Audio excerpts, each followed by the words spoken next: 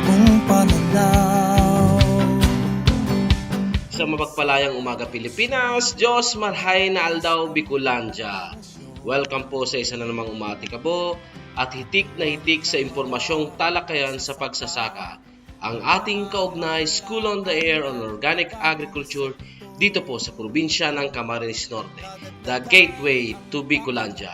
Hatid po sa inyo ng Department of Agriculture, Agricultural Training Institute, ATI Bicol, sa pagkikipagtulungan natin sa Camarines Norte PLGU at Provincial Agriculture Office at sa mga lokal na pamahalaan ng 12 munisipyo. Ito po ang inyong lingkod, si Kuya Mai. Tayo po ay nasusubaybayan at napapakinggan sa impilan ng radyo sa Camarines Norte, DWEN 100.5 Cool Radio tuwing Biyernes sa ganap na alas 10 hanggang alas 11 ng umaga at tuwing Sabado at Linggo sa ganap na alas 9 hanggang alas 10 ng umaga. Isang oras po tayong magsasama-sama sa araw ng Biyernes, Sabado at Linggo sa loob ng 3 buwan at sabay-sabay na matututo sa pamamarang organiko.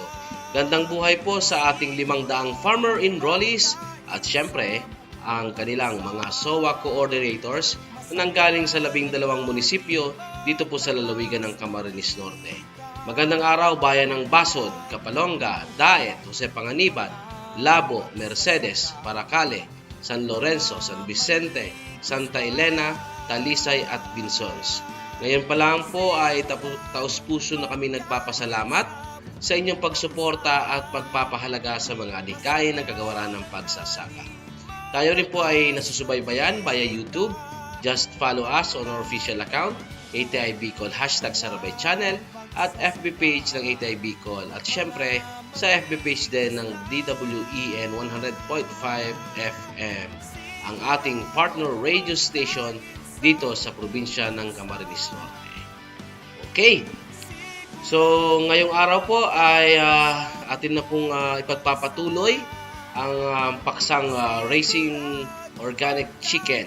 Kahapon po ay hindi po natin natapos, so ito na po yung part 2 para tapusin po natin ang ating talakayan. Siyempre makakasama pa rin po natin ang napakahusay at masipag na Farm School Secretary at trainer ng Longabelas Kalikasan Farm at OAP NC2, TM1 and NTTC holder na si Ma'am Marjorie T. Bermas. Magandang umaga, Ma'am Marge. Okay, so for the continuation of our topic in raising organic chicken, so we will discuss now the types, breeds, and strains of chicken. So, chicken, as I have mentioned, we have 150 different breeds of chickens, and we will discuss the most common now here in the Philippines. So the native chicken's characteristics, the average body weight is 1.2 to 2 kilograms, and their age for their first laying is 18 to 20 weeks, and then the average size of their eggs is 40 to 45 grams. And 1 year egg production, so they can lay for 40 up to 100 eggs for 1 year. The native chicken, they can adapt to the local condition or the climate, and then it has a good taste. So these are the characteristics of the native chicken, and they are resistant to common diseases or hardiness, and they can look for their foods, ability to utilize farm byproducts, and then they forages. So they can look for their own food, so they are a free range chicken. Okay. The Philippine chicken breeds, we have first the Banaba, so it came from the Batangas provinces, and it is, as per the characteristics of the Banaba, it is a strained comb breed, black-breasted, red-orange hackle feathers in roosters. So, yung hens naman, they are wheaten in color, black tail feathers on both sexes, and bright red earlobes. So, they can also have white earlobes. They stands upright with slate-colored shanks. So, yung average mature weight po ng rooster, yung Banaba rooster is 1.7 to 2 kilograms. Samantalang yung hen naman po is 1.6 to 1.20 kilograms. So, yan na yung sinasabi ko na isa sa mga ways on how we can distinguish the male and female chicken is their sizes or their weight. Okay, so mas matimbang yung rooster compared sa hen. Okay, and the Banaba chicken, they are a good fighter, a layer, and then a broiler. Okay, and then the Bulinaw. Next, the Bulinaw, one of the Philippine chicken breeds is the Bulinaw, which can be found in Pangasinan province. Okay, so the adult male has red plumage, and black breast and tail feathers. Okay, so the hackle feathers are bright orange and the earlobes are bright red. The female has a light brown plumage, black tail, yellowish brown back.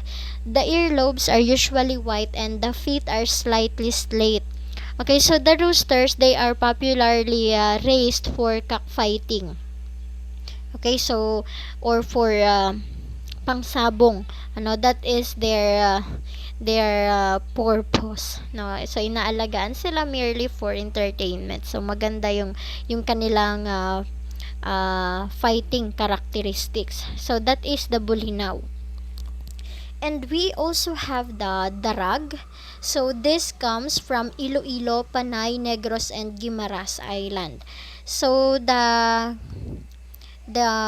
appearance of this darag is yellowish to brown plumage for females and shiny red for males, black tail feathers, and gray shanks. They are also best known for its unique flavor, taste, and meat texture. So it has become famous as an alternative enterprise for commercial chicken. Okay, they are used for inasal or barbecued chicken or the more ubiquitous Filipino tinola or chicken soup. And then the breed offers distinctively lean, smoky, and flavorful meat. So si darag naman is for broiler. It is a broiler type of chicken. So for meat production siya. Okay, and we also have the hulauno, the basilan or the asil. So it is originated in Mindanao and it is another breed for cockfighting. Okay? Together with yung kanina si Banaba, for cockfighting dun siya. So yung rooster sport deep orange plumage with a predominantly black tail, occasionally speckled white. Ayan, kung mapapansin nyo sa picture natin, so meron siyang color white. Okay? Pero hindi siya dominant. Okay? Yung tail niya is color black and then yung kabuuan na color niya is deep orange. Okay? Yung head niya is plain, features a peacock for both cocks and hens. So si Basilan or asil is a peacock type of chicken comb. Okay, so hens are predominantly a dull buff brown with pale yellow legs. Okay, that is the characteristics of Basilan or asil, a Philippine chicken breed. And we also have the Camarines breed of chicken. So it is from Bicol, particularly in Camarines area. So it is one of the tallest and largest native chicken breeds next to Parawakan. Okay, so si Parawakan, didiscuss din natin siya. I-compare natin to si Camarines and Parawakan. Okay. So although Camarines is bigger, it is also taller and heavier compared to other native chicken breeds. It is least popular. And one of the reason kung bakit hindi siya masyadong popular, that is because the rarity of its pure breed. So hindi na siya kalimitang makikita yung pure breed niya. Okay, some groups in Bicol are trying to populate the pure Camarines breed to conserve their local heritage chicken breed. So medyo rare na po ito si Camarines, yung pure breed niya. Okay, and we have the Parawakan. So si Parawakan po is from Malaysia. Okay, it is currently farmed mainly on the island of Palawan. Okay, so it is the largest chicken. It has long legs, a larger body, and a head than other local breeds, and an elongated neck. So yung local sports po ni Parawakan, especially for cockfighting. Okay, rather than as a food source. So tatlo na yung Philippine chicken breed natin that is mainly used for cockfights. Okay? And usually, yung color po ni Parawakan is black. But it can also be reddish. Similar po kay Huluwanon. Okay? They have a much slower growth to develop stronger, much muscular structure. Okay? That is Parawakan. And we have here the breeds of foreign chicken. First is the Australorp. Okay, so si Australorp is a glossy black where the original color but have been developed to blue and splash. It is developed in Australia. So they were known as black utility Orpingtons. Dual purpose po siya. It is for layer and broiler type. Okay? Layer and broiler type po si Australorp. And we have the Rhode Island or the Rhode Island red. The origin niya or it came from the Massachusetts. The color is hard rust or brown colored feathers, mostly gray, and have short feathers and big bodies. So ito matataba to. Yung dual purpose din po siya, it is for meat and egg production.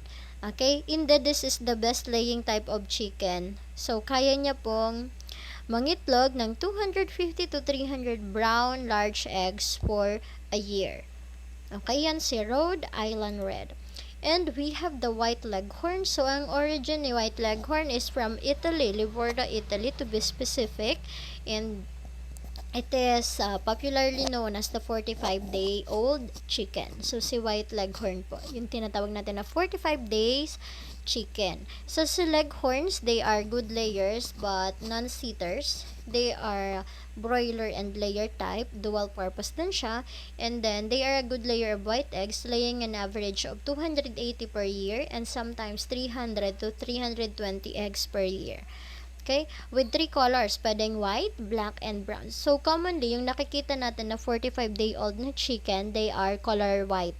Okay? So, used in highly productive egg-laying hybrids for commercial and industrial operation. That is White Leghorn. And we also have the Saso.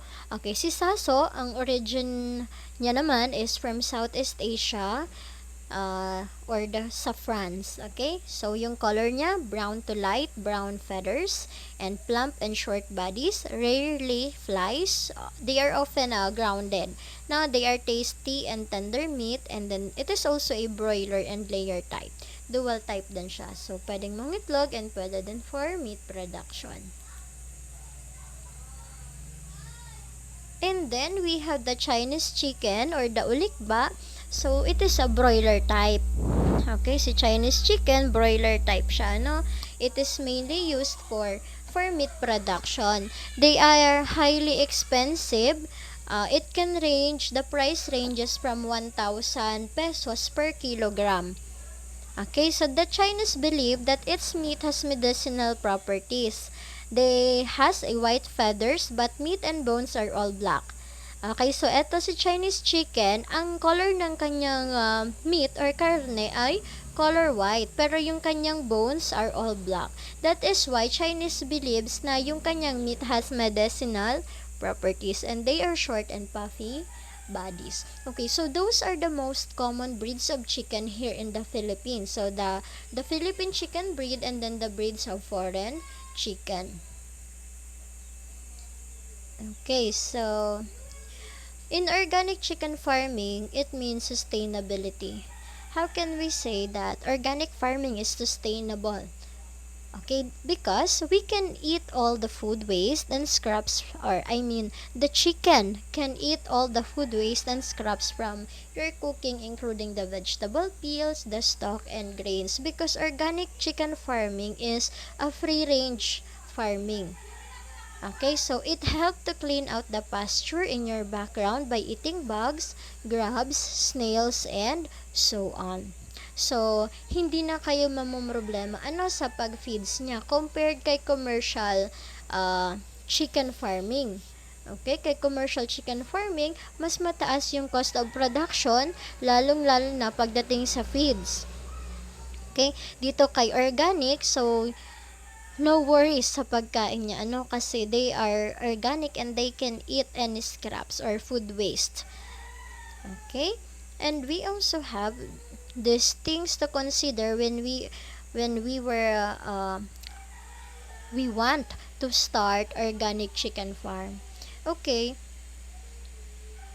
Or these are the things to consider when we want to start farming or organic chicken farming. So first question you must ask yourself is, are you planning to raise your organic chicken for meat production or for egg production? Okay, so or you can have both for the meat and egg production. Okay, and next, are you interested in a small scale or a large scale organic poultry farming venture?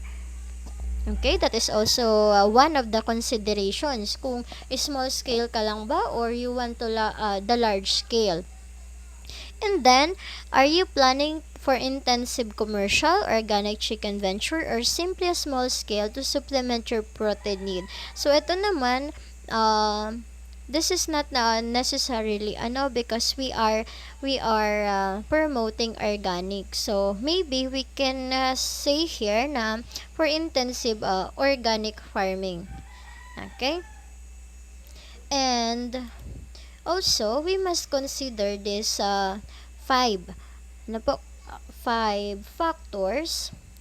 Have personal interest. So kailangan gusto mo talaga yung gagawin mo. Gusto mo talagang mag-organic farming. Okay? Meron kang personal qualification and capabilities. So you must be capable of raising organic farm, and availability of the resources. Of course, dapat meron ka nitong mga resources. You have a good supply of stock and constant supply of other farm inputs. As well as you must have this one, the market assurance. Okay, so kailangan meron kang market na pagbibentahan ng iyong mga produkto. And then transportation facilities. So your farm must be accessible to any transportation means. Okay? And then the site of the farm, of course, and then have pasture area and easy access to forage crop, because organic farming, as I have said, it is a free range farming. Okay, so kailangan meron kang pagpapastulan ng iyong mga organic chicken and compliance to local zoning. So ito, dapat lahat ng permits or requirements meron ka from the barangay up to the municipal. Okay, so that is the compliance of a local zoning. And after that, let's move on the factors on how we will going to select breeding stocks. Okay, unang-una, we need to select pullet that have a good characteristics and it came from flock that have a good laying performance, or that's it. Yung maganda, yung whole characteristics niya, yung progeny niya. So, kailangan alam mo yung history nung kanyang flock. Okay? You must select rooster that shows aggressive behavior, lalong-lalo na kung for cockfighting siya. Okay? As well as for laying in the broiler. So, kailangan meron siya nitong aggressive behavior, purchase from reputable sources or farm breeder or dealer, and then kailangan po you must ensure that the source of your stocks must be from certified organic producer. Okay, and then it must be uniform in age, size, and weight, at least 90% to 95%. So, dapat yung flock mo or yung breeding stocks mo, so kailangan pare-pareho yung kanilang age, yung size, and then yung weight para walang napag-iiwanan. Okay? And this one, how to select breeding stocks. Okay. No deformities. Ibig sabihin, wala siyang diferensya. Ayan. So, walang abnormalities. Okay? And then, bright red comb. No discoloration and deformation. Dry behind. Okay. So, itong dry behind. So, dun sa may puwitan niya, sa may cloaca. So, kailangan dry yun. So, malinis dapat, no rancid odor or no foul odor. So, dapat hindi foul yung kanyang amoy. Ano po? Hindi mabaho, agile, energetic, and alert. Okay, shiny feathers, dry and clean beak, and then bright eyes. So, those are the considerations when you are selecting your breeding stock. So, nandito. Halimbawa, yung no deformity. So, ayan. Kung mapapansin nyo sa first picture natin na may cross, so, ano siya, medyo yung kanyang toes ay deformed. Ano po? May pila yung kanyang toes. Okay, and then, ayan, so, kailangan yung mga breeds po natin or yung breeding stocks natin must not have any deformities. And also, the bright, it must have a bright red comb, no discoloration and deformation. So, itong nasa left side natin, kung mapapansin nyo, meron siyang deformation. Ayan, may butlig-butlig siya. So, it is not good sa kanyang comb. Okay, so itong nasa right side natin, so maganda yung color, it is reddish, and then walang discoloration and then deformation of its comb. So, it is a good breeding stock. And then, itong dry behind. Okay, kung mapapansin nyo, yung nasa left side na picture, so medyo naanit po, yung kanyang sa may puwetan, sa baba ng kanyang cloaca, anit na. So, dapat, ganito, yung nasa right side natin. So, medyo floppy, yung feathers sa likod ng ating chicken. And also, must be agile, energetic, and alert, which is, kung mapapansin nyo, itong nasa left side natin, ayan, medyo hirap bumangon yung ating chicken, which is not a good indication of a healthy stock or chicken. So, ito, sa right side, 'di ba, free range tayo, so kailangan alert sila and then they are energetic para makahanap ng kanilang pagkain. Okay, and we have also, it must have a shiny feathers.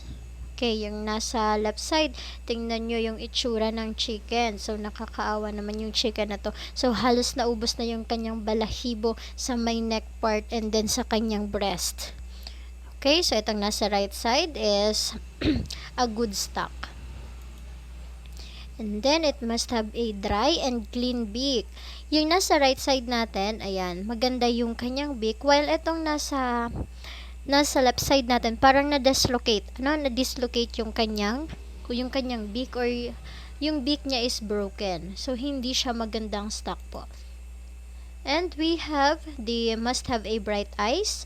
Ayan. So, itong sa left side, medyo yellowish and then parang may maluha-luha yung eyes ng ating chicken. So, etong sa kabila, it is bright.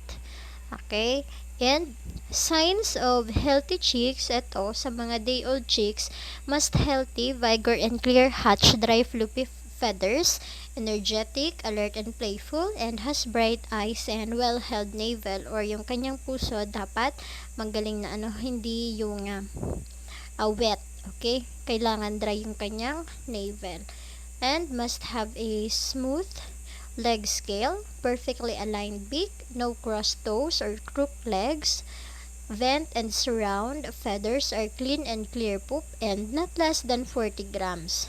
Okay, that is for the day-old chicks. Yung mga signs naman ng unhealthy chicks, crook nail or yung kanyang joint, yung tuhod niya is parang dislocated, has gray eyes, so hindi bright yung kanyang eyes, and then has drooping wings and tail and sunken eyes. So, yan, diba? Isa sa mga signs ng healthy chicks must have a bright eyes. Okay? As for the selection of good breeders naman, sa rooster natin must be healthy, of course, active and aggressive, from flock of fast or big among the grower, must be 20 to 24 weeks old, and has good body conformation, or conformation width 10 to 15 centimeters, and then yung kanyang length is 20 to 25 centimeters. Must also have a red comb and no blemish. Yung kagaya kanina sa comb, diba? So, meron siya mga blemish. So, ito sa rooster, kailangan maganda yung kanyang comb and has a clean and shiny feathers. Okay, that is for the rooster breeder.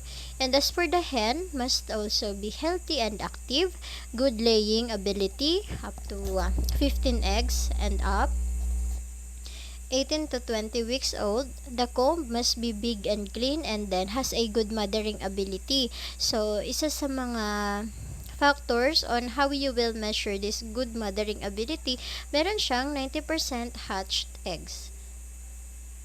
Okay, and then yung ratio natin during breeding, okay, we have the ratio of rooster to hen of 1:7, meaning isang rooster, pwede po siyang makapag-breed sa 7 hen or sa 7 inahin. Okay, so tandaan po natin yan na ratio na yan. Okay, so let's see naman the characteristics of good and bad layer. Okay, what is the difference of a good and bad layer? So, sa body parts, so kadalasan, yung sinasabi ko kanina, yung about sa NC2, ito po, tinatanong to during the National Competency Assessment. Okay, yung characteristics between the good and then the bad layer. Okay, as for the body parts, we have the comb, the wattle, and then the earlobes. For a good layer, so, kailangan fully develop yung kanyang comb, yung wattle, and then the earlobes. It must be bright, red, warm, and waxy. For the bad layer, it is small, or minsan, hindi siya fully developed, pale, cold, shrunken, and dry. Okay, for the pelvic bones, it must be spread apart. So, sa pelvic bones, kailangan yung nakakapasok doon is 2 to 3 fingers. Okay, can be placed between them, and it must be thin and pliable.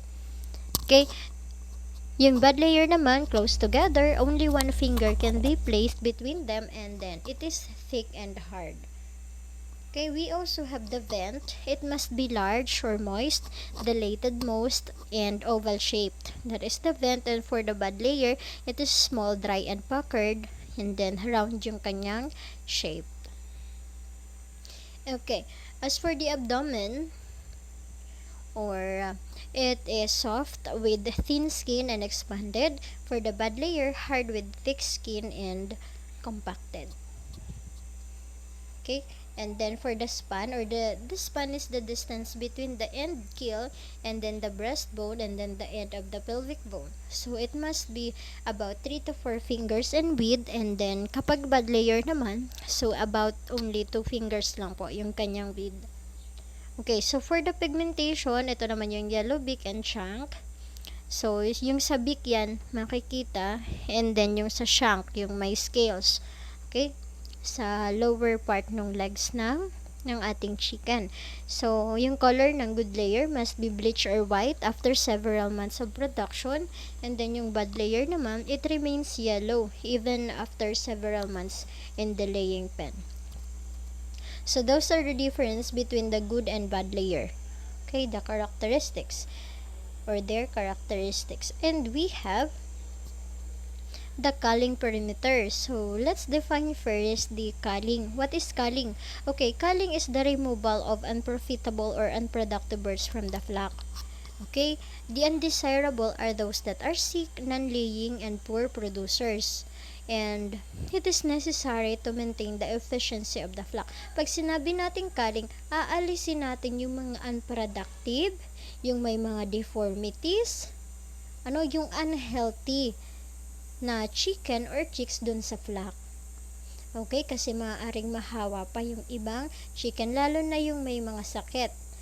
Okay, so kailangan na natin silang i-cull or alisin, eliminate natin from the flock. Okay, so that is culling. I-eliminate natin or removal of the unprofitable and unproductive birds from the flock. Okay, so what are the reasons for culling? One is to eliminate the non-layers and rid the flocks of unprofitable hens. Two, to save feeds. Of course, halimbawa, yung unhealthy chicken, so kung hindi na sila profitable, of course, aalisin na natin sila because they will consume the feeds. Okay, so masasayang lang yun. And then, to give more feeding space and room for the remaining hens. Okay, so para sa space requirement natin, mas maging malawak na yung area nung mga natitirang chicken. And then, to increase egg production of each hen, to reduce labor cost, to increase profit, and to help guard against spread of disease. Yung sinasabi ko nga kanina na halimbawa, meron na tayong may sakit na chicken, most especially yung flu, 'di ba? So, magiging cause lang 'yon ng pag-spread ng sakit. So, kailangan na eliminate na natin siya. So, when to cull, kailan ba tayo dapat mag-eliminate ng mga unhealthy or unprofitable na chicken? That is practiced throughout the year, or that is practiced throughout the production. And then, things to know before culling, yung time of hatch, time bird began to play, and length of time in production. Kaya nga meron tayong tinatawag na recording. Okay, so every time, every farm activities, kailangan meron tayong recording para if in case na magkakal tayo or mag-eliminate tayo ng mga unhealthy and unprofitable chicken, so meron tayong pagbabasehan. Ano yung pagbabasehan natin? Yung records natin. Okay. And also, we have the rate of molt. Ano tong molt? Whether slow, moderate, or rapid. And then, yung sizes ng eggs. So, mamaya, i-discuss ko sa inyo kung ano-ano ba yung mga sizes ng eggs natin. So, the rate of egg laid. Ito kung ilan yung kanyang na-lay na eggs. Of course, and then the management practices. Itong management practices, so, doon na yan sa laborer, sa nag-aalaga ng chicken. So, paano ba tayo mag-cull? How to cull or how to eliminate unprofitable and undesirable chicken from the flock? Okay. First, use a catching crate to confine the hens.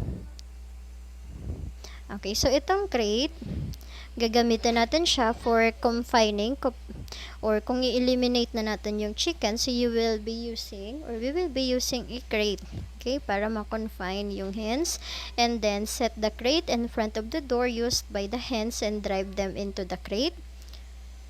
Fishing nets may also be used in catching hens in range, and then it is recommended during nighttime to minimize the stress in the flock. Okay, so these are the considerations on how you will perform culling. Okay. Next, in raising organic chicken, we must consider, of course, the site wherein you will build your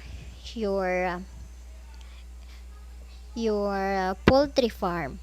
Okay, the characteristics of suitable site.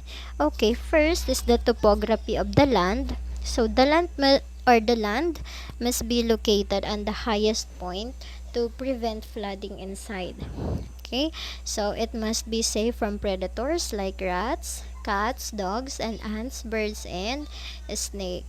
So kailangan meron kang fencing to avoid these predators from invading your site. And we have presence of shaded trees kasi nga diba free range tayo, so kailangan meron kang mga shaded trees, okay, wherein pwedeng makapagpahinga yung ating mga chickens para sa lilim sila, and then availability of water supply, of course, lalong-lalo na sa inumin, and then sa panglinis mo sa iyong site, and then accessibility to transportation facilities. So your site must be accessible to any means of transportation. Okay? A favorable home site, and then the kind of soil. Bakit? Bakit kailangan i-consider yung kind of soil? That is because that is because That is because free range, so kailangan healthy yung soil natin and organic din siya, and it's not contaminated by any chemical or synthetic chemicals. Okay? And for the let's move on to the housing design and equipment. So yung housing design natin is one of the expensive items in poultry production next to feeding. Okay, so yung housing natin must be built to provide a comfortable place for the birds to live in, and then protect the birds to form the ill effects of weather condition, and then must build differently to suit the needs and purpose of our poultry raiser. Okay, in construction of poultry supply, so we must consider this following. First, must include the storage for feeds and washroom. Okay, yung storage room natin, protect animals from direct sunlight, and then proper ventilation and lighting, the size or the space of the housing, and then the ease of cleaning. Okay, so these are the considerations, as well as your house must be located in an the east-west direction. Okay, and then it must enhance the biosecurity measure needed and provide appropriate drinking and feeding area, and must have a relative humidity, same with the temperature. Okay, there are different types of roofing design as for the housing design and equipment. First is the shed or the single span type. So this type of roof is used in small construction, which makes use of the simplest materials. So most commonly yung ginagamit dito is yung kugon. And then next we have the semi-shed type of roofing. So this semi-shed type, so parang single span din siya. The only difference is that meron pa siya dito. Okay, look at the second figure. Okay, that is the semi-shed type of roofing. And we have also the gable type or the double span. Okay, this type of roof is the most common type of roofing. This third figure, okay, that is the gable type. And for the semi-monitor type, the fourth figure, okay, this type of roof is similar to the monitor type, except that the outlet of air is made on one side only. So this one, meron siyang opening dito pero sa one side lang. Compared natin kay monitor type, meron din siyang opening pero both side na po yung opening niya. Okay, so this is ideal po for commercial farms. Okay, and then we have the different poultry house equipment for easy management, to have healthy stocks, and for grow faster of your flock, and then to control pest and disease.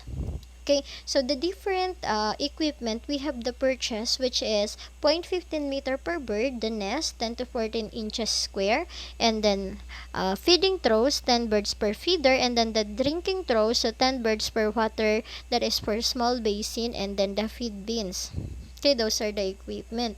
And we have the types of bedding materials. So the bedding materials po, it covers the floor of the coop. Okay, so it is a key to keeping chickens healthy and odor free. Okay, so in order for you to make your poultry house foul odor free or odor free, so you can spray the organic concoctions. Most specifically the IMO or the indigenous microorganism, because it controls foul odor. Okay, and then unhygienic litter can harbor mold, fungus, parasites, and harmful bacteria, all of which pose a health hazard to your flock. So that is why you need to maintain cleanliness and sanitation of your farmhouse or poultry house, okay, in order to control the spread of these diseases. Okay, and we have the types of bedding materials. The key function of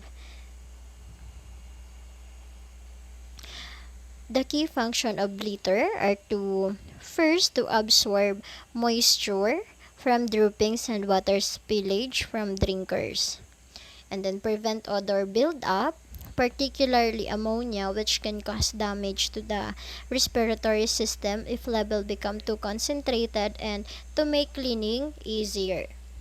Okay, and we have here the stages of development of our chickens, and then we have the incubation period, that is 21 days, brooding 21 days, hardening 10 days, and then the ranging, and then the laying until slaughtering, that is a minimum of 70 days. So for broilers, after 70 days, so they can be butchered, and then for the layers, until they are productive, until they are laying eggs, so they can still be kept, okay. And then this one, the incubation period. So what is the advantage of incubator over incubation?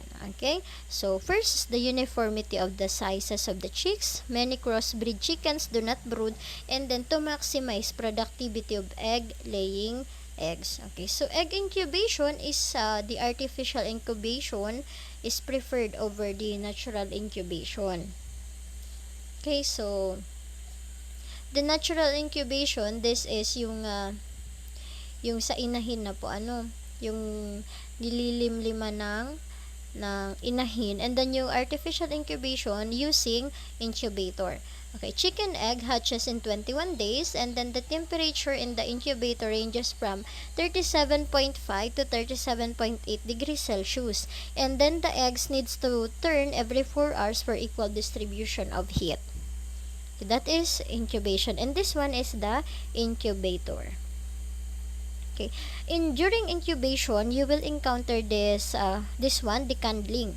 Okay, so candling is a method used in the incubation process to determine whether the embryo inside the egg is developing or not. So this will help the breeders of the farm to measure the fertility of the rate of their stocks. Okay, so candling schedule can be done on the 7th day, on the 12th day, and then on the 18th day. Okay, so this is the example on how you will do the candling. Okay, so this now are the parts of the egg. So ayan, we will not elaborate this one further. Okay, and this one during the incubation period. Here are the 7 classification of eggs. So the sizes, we have peewee, small, medium, large, extra large, and jumbo. What are the weights of these different sizes of eggs? So for peewee, if it weighs below 41 grams, small, if it ranges from 41 to 47 grams, and medium if it reaches 48 to 54 grams, and then sa large, 55 to 61 grams, and for the extra large, if it ranges from 62 to 68 grams, and for jumbo, if the weight of the eggs is above 68 grams. Okay, that is considered as jumbo. Okay, for the brooding stage. Okay, what is brooding naman? Okay, so brooding after incubation, this will follow. Okay, brooding is the process of extending the necessary heat to the chicks to make them warm and comfortable through the natural or the artificial means. Okay, so brooding is done immediately after newborn chicks are taken out from the incubator, and it is best to brood chicks during summer. Okay, maintain proper temperature inside the brooding house to make chicks feel comfortable. Okay, that is brooding. Okay, so caring of the chicks from day 1 to day 21. Dahil sabi nga natin, ang brooding has a length of 21 days. Okay, so caring of chicks, 1 watt per chick. That is the ideal requirement of heat, 1 watt per chick. And then better to use several bulbs and smaller wattages. example, 10 by 10 watts, okay, versus 1 by 100 watts. That is a bulb. Okay, monitor closely for signs of stress. And then brooding house space requirement. Okay, so 1 square meter per 50 chicks. Okay, this is the ideal brooding house space. Okay, so waterers and feeders must be cleaned daily, and then you will replace drinking water every day. Okay, feeding is unlimited. Okay, so feeding trays and drinking canisters must never be empty for the first 21 days. So these are the considerations you must remember for brooding. Okay, and then the factors to successful brooding, we have the quality chicks, proper temperature, brooding design, proper ventilation, adequate space allowance, proper sanitation, adequate lighting facilities, and then the proper feeding and watering. If you have successfully followed and monitored these factors, so your brooding stage will be, of course, successful, and you will have a good flock. Okay, good and successful flock of chickens. Okay, so age of chicks, so for days, 1 to 7 days, yung temperature na kailangan i-maintain during brooding is 32.2 to 35 degrees Celsius, and for 8 to 14 days, 29.4 to 32.2 degrees Celsius, and for 14 to 21 days old chicks, you must maintain 26.7 to 29.4 degrees Celsius. Okay, so beyond 21 days, so provide heat only when necessary. So beyond 21 days, this is already out from the brooding stage. Tapos na yung brooding stage natin. So magpo-provide ka lang ng heat if necessary. Okay, so the brooding stage. So, the types of brooding, we have the natural brooding wherein yung chicks po with the mother hen or trained kapon, a hen can conveniently brood around 12 to 15 chicks. So, nililimliman nung hen yung kanyang chicks. And then the after artificial brooding, it is the process of providing the chicks with the required temperature to make them warm and comfortable. Ito na yung magsiset up kayo ng brooding cage. Okay, kasi gagamit tayo ng artificial brooding. Ayan, so what is the advantages between natural and artificial? So the advantages of natural brooding, it is easy, no labor, low or no cost, higher percentage of hatchability, and much healthy chicks. The disadvantage naman niya is not suited for mass production. Okay, kasi nga sabi natin kanina, only 12 to 15 chicks can be brood by the hen, and then hindrance for production, egg become dirty and contaminated, and less eggs or chicks per batch. Okay, and for the artificial, mass production, maximize the potential of breeder, and then uniform or schedule of hatching. Okay, so those are the advantages of artificial. And for the disadvantages, it is labor intensive. Okay, so high capital investment, and then less percentage of hatchability, and prone to mechanical breakdown and untrained personnel. So if your personnel are untrained, so yung magiging result niyan is less percent of hatchability, and then high capital investment. Okay, so this is the brooding house. Ito, nag-set up ng flat sheet type na brooding, and then nag-provide ng lighting. Okay, that is brooding house. And this one, brooding house. Ito yung cabinet type. Sa loob naman yan, ibubrood. Okay, yung chicks. Yan, cabinet type. And then, this is the brooding house. Yan, brooding house. Ayan. And then the brooding stage, before brooding, of course, you must clean the brooders well before the arrival of the chicks. So, aalisin yung mga feed and water troughs and other equipment from the brooder, and then lilinisan sila. Ano po? And then, the ceilings, of course, the walls must also be cleaned.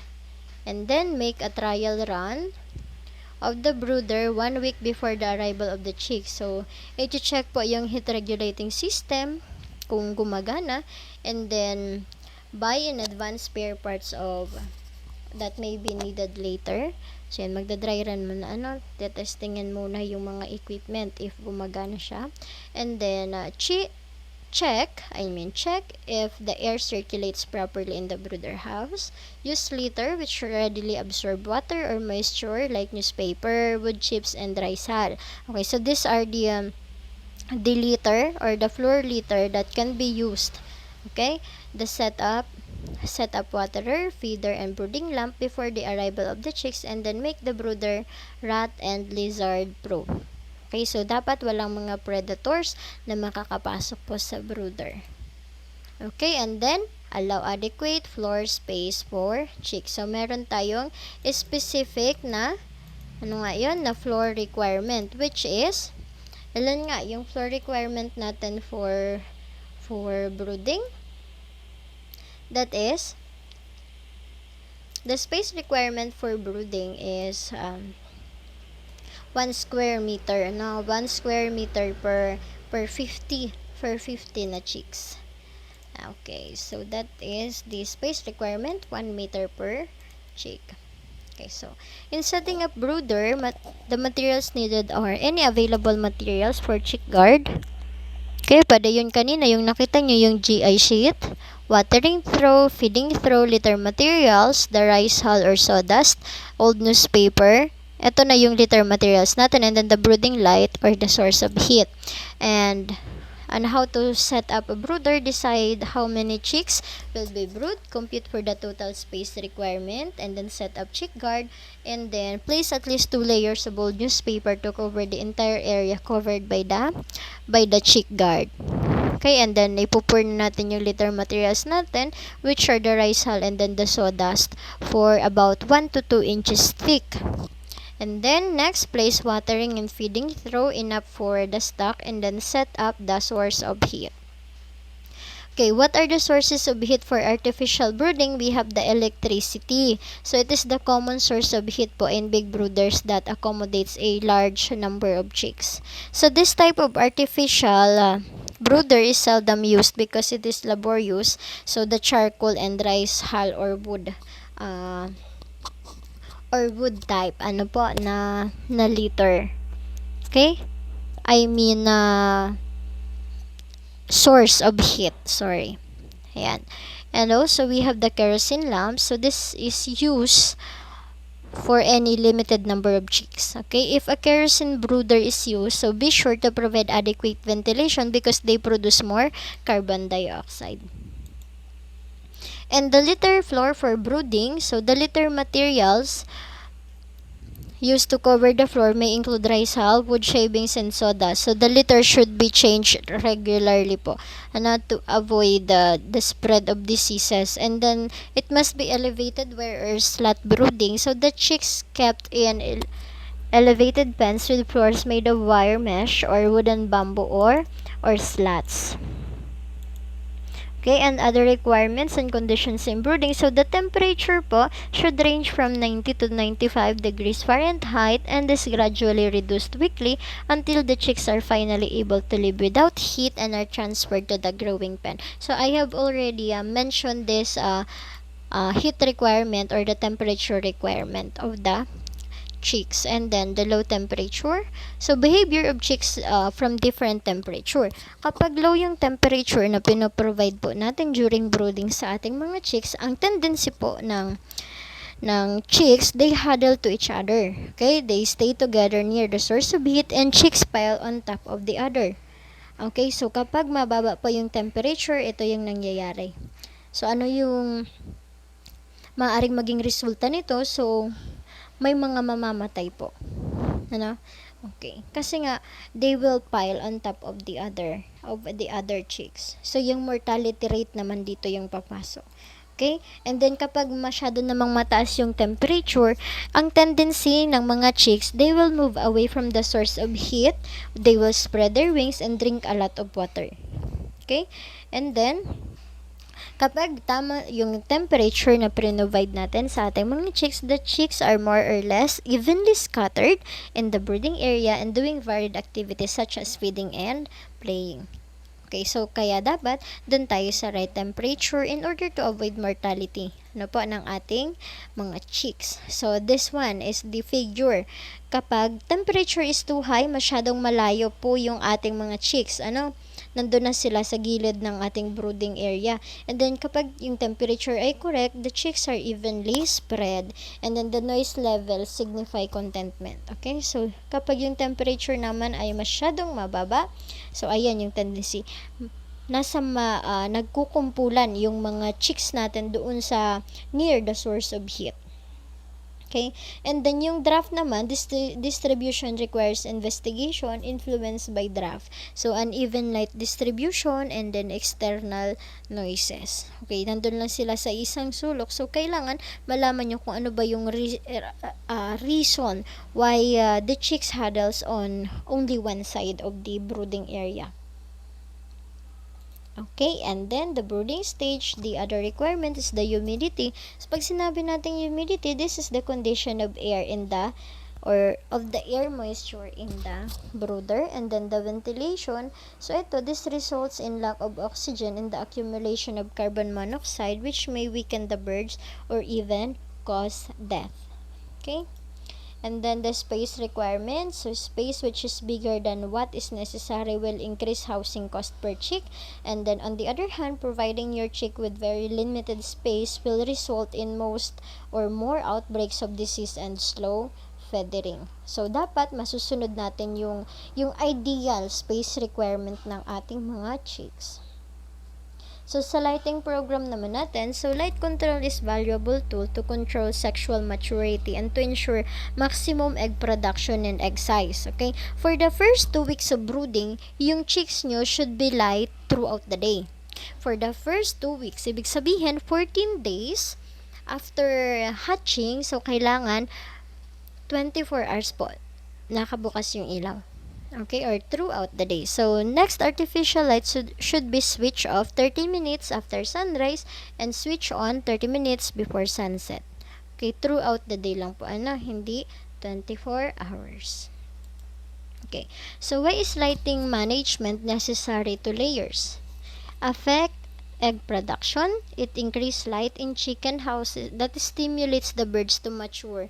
Those produce more eggs, and then decrease light retards the birds and minimizes the egg production. Okay, so sa brooding natin, during breeding or a day-old chick production, so yun nga yung mga considerations papasok dito na kailangan magpo-purchase tayo doon sa maganda yung breeds. Okay? Price of chicks depends on the breed. Day-old chicks are placed in the brooder for 21 days, hardened and ranged. And then yung fattening period, that is last for at least 70 days. And then yung farmer po will then take her for 3 to 4 months or until it reaches 1 kilograms live weight before marketing or before selling. Okay, dito na tayo kay hardening stage. So, we have incubation, brooding, and then hardening stage. Okay, si hardening po, nangyayari siya during 22 if the chicks ages 22 to 32 days old. Okay, so it usually takes 7 to 10 days. So it makes the chicks feel a slightly harsh environment, and then rapid change of environment will result to a lot of mortality. Kasi nga, 'di ba, galing siya sa brooding. Naka-in-house siya. Okay, nasa loob pa siya ng poultry house mo, brooding area mo. Kapag nilabas mo siya agad-agad, so ang tendency po nun, bago na yung environment, bago yung temperature, so ang result po nun, tataas po yung mortality natin kasi nabigla sa bagong environment yung ating mga chicken. Okay, kaya nga meron tayong hardening stage. So si hardening stage po, you will cover area where the chicks can freely roam around without too much exposure to sun and rain. So, ito, parang ilalabas mo sa bagong environment niya si chicken. Okay? So, for about 7 to 10 days. Okay? Para hindi magkaroon ng culture environment shock si chicken to avoid the mortality. Okay? So, next, we have the ranging until slaughter or laying. So, ito naman, si ranging. So, pagpapastol, pahahayaan mo ng gumala yung iyong mga chicken. So, ang space requirement po ni ranging, is 1 head per square meter. So this is done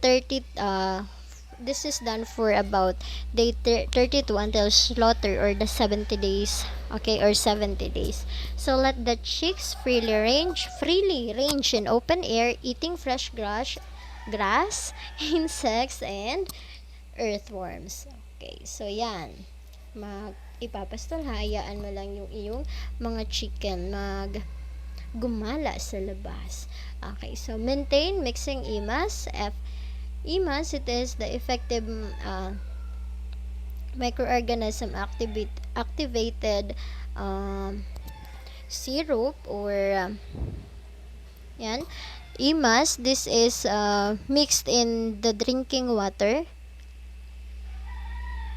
And then the FAA, the fish amino acid, the FFJ, and then the FPJ. So this is mixed with the drinking water of your chicken. So usually ang kanyang ratio is 20 ml per liter of water each. Okay. So the types of housing. So ayan nga, the ranging house located on the highest point to prevent flooding inside must be kept. Okay, we already discussed this one, yung sa ranging. Okay. Okay, so ito yung halimbawa po ng ating ranging house. Okay, open lang siya both sides, and it is monitor type. Monitor type or double span type. And then, this one, the ranging. So, meron siyang net sa taas. Okay, so it is during, I think, this is during hardening, Okay, yan. And then, ayan, ranging house. So, merong net na nakapalibot. Okay, and this one, the mobile housing. So, ito, pwede siyang malagay ulit sa ibang area. So, natatanggal-tanggal siya. This can be placed in other areas of your farm. And then, this one, mobile housing. Ayan, the mobile housing ulit. And then, this one. So, those are the most common designs of mobile housing wherein pwede siyang ilipat sa ibang area. Okay? And then, for the chicken fattening business, so a farmer buys day-old chicks from breeders, and the prices of chicks depends on the breed, and then the farmer will then care for it for 3 to 4 months, or until it reaches 1.5 kilograms live weight before selling. Okay, so that's it. Okay, and then the feeding system, we have the ad libitum, or the continuous feeding. Okay, for raising organic chicken, we practice this one, the ad libitum, or the continuous feeding. The essential nutrients that is needed by our chickens are the carbohydrates, the lipids, protein, vitamins, mineral, and water. So, the types of feeds for broiler, we have the pre-starter or chick booster for day-old chicks, the starter for 3 to 4 weeks old chicks, and then the finisher for 5 weeks old until marketing. Okay, the types of feed for layers. So, kung mapapansin nyo, magkaiba po yung feeding ni broiler and then ni layer. For layer, chick starter for 0 to 6 weeks old, and then chick grower for 6 to 12 weeks old, developer for 12 to 18 weeks old, and then layer 1 for 18 to 42 weeks old, and then layer 2 for 42 weeks old until culling. Okay, hanggang sa hindi na siya mangitlog. Okay. So, we have the forms of feeds. We have po yung mash. So, yung physical form niya po, it is a mixture of feed ingredients in meal form. Okay, so usually, binibigay siya during brooding. Sa chick booster. Halimbawa, itong chick booster, so mash po siya. Grinded masyado. And then, the crumble, it is a form of feeds which is made from crushed pellets. So, ito, pellet type naman siya. This is given to during hardening, And then yung pellet naman, physical form niya, feed form by compacting through mechanical means. So, from ranging to laying to ito, mas malaki ng pellet types. Ito, yung crumble, crushed pellet siya, medyo pelletized din siya, pero mas maliit, kumpara dito kay pellet. Okay? And then, Yan, pre-starter feed formulation 1 to 21 days old. So, this one, kung gagawa kayo, magpo-formulate kayo ng sarili nyong feeds, so you can use this one as a guide. Okay? And then, for 22 to 30 days old, ayan po. So, gagamit kayo ng rice bran, corn bran, copra meal, and then yung duckweed, or yung soya meal, or fish meal, yung concoction, FAA, FFJ, and then FPJ, and then the carbonized rice hull as a source of mineral, and then yung rock salt, and then yung IMAS po natin as a probiotic. The IMAS effective microorganism activated solution, and then the 20 liters of water. So, yung water po natin must be potable, and wala po dapat siyang chlorine. Okay? And then, ayan, for finisher feed formulation, for 30 hanggang marketing age. Okay. So, yan po yung mga feed formulation natin, materials, and then yung kanilang ratios. Okay, so yung mga common problems po na na-encounter natin in raising organic chicken, we have the colds or flu or yung sipon. Very common. Ano po? Si sipon. So, ano yung cause niya? Extreme weather conditions, rapid change in weather, fragile or sensitive breeds, and then lack of immune booster, and then ranging house. Okay, kaya during your feed formulation, make sure po na lahat ng kailangan na nutrients ni chicken ay ma-provide nyo. Ano po? Kaya gagamit kayo na itong mga concoction na to para ma-boost natin yung immune system ng ating mga chicken to avoid this kind of diseases. Okay? And then, ano yung mga symptoms ni cold or ni sipon? No appetite, so wala nang ganang kumain, dreary, matamlay, dahak, sneezing, phlegm discharge, wet feathers, dirty beak, and watery or closed eyes. Okay, so, ano yung medication 1? Coccidioisin. Ano yung ibig sabihin nun? Ayan, so, ikakalmo na siya. Okay, ikakalmo siya. And then, to medication 1. Ayan, so, gagamit tayo ng GGCC or the ginger garlic chili concoction. So, this is the organic way of treating the sipon. Okay? So, yan po yung mga ingredients niya. And then, yung pagkakasunod-sunod na mga gagawin, didikdikan po yung bawang at luya, hihiwain yung sili, at ilalagay po sa timba at ihalo ang IMAS, molasses at suka. So, itong suka po is the cocoa vinegar. So, lagyan ng net sa ibabaw at lagyan ng pabigat na bato para lumubog lahat ng sangkap, and then lalagyan po natin ng takip na silyado. So, ito, yung paggawa nito ay para rin po sa concoction. Okay? So, yan. And then, yung medication 2 natin, si herbal treatment for colds. Ayan, si separate the chicks to chickens with colds. So, ito, okay, yung mga may sakit na chicks, of course, dapat isi-separate natin siya or parang i-quarantine natin siya. Ano po? Para hindi na mahawaan yung iba.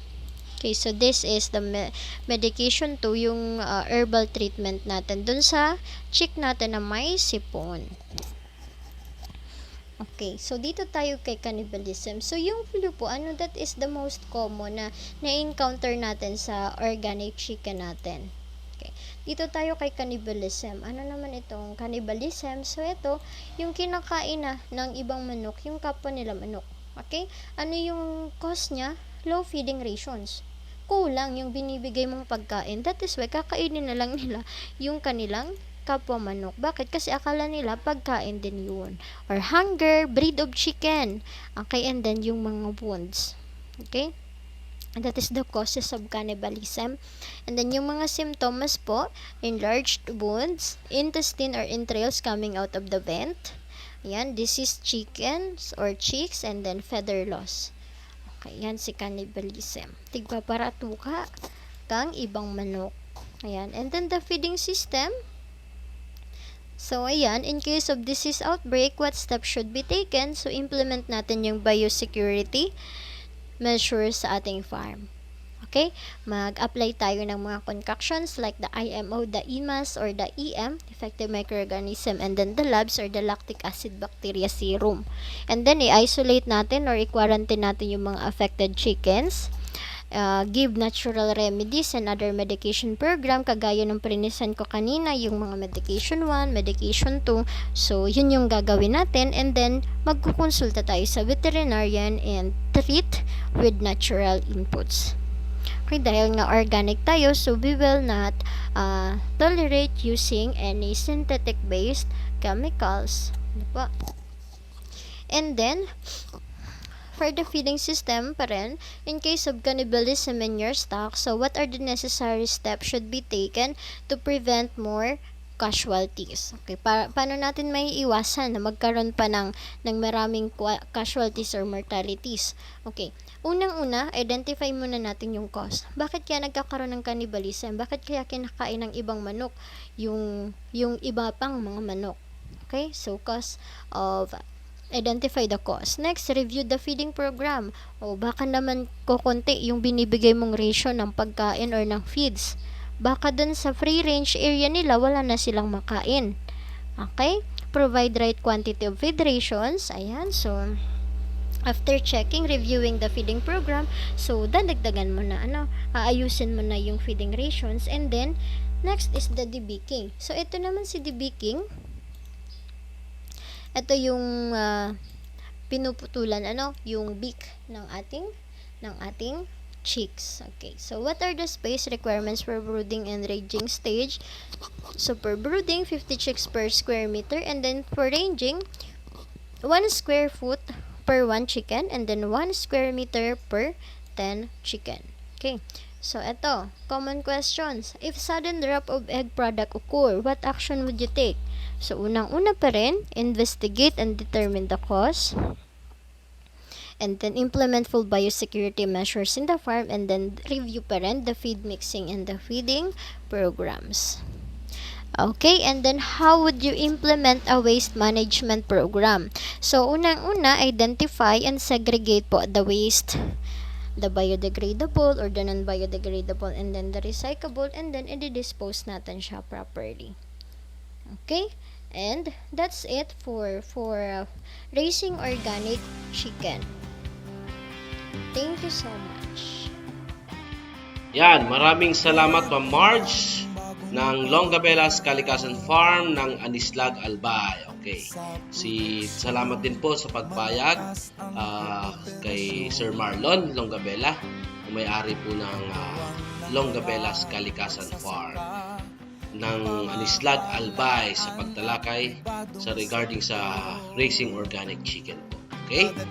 So, ayan mga farmer enrollees, marami naman dagdag kaalaman ang ating nakuha. Sa susunod pong linggo, sa araw ng Biyernes, ay ating pong pagpapatuloy ang ating talakayan sa raising organic small ruminants naman po. Okay, so sa linggo rin pong darating ay yun na po ang ating graduation.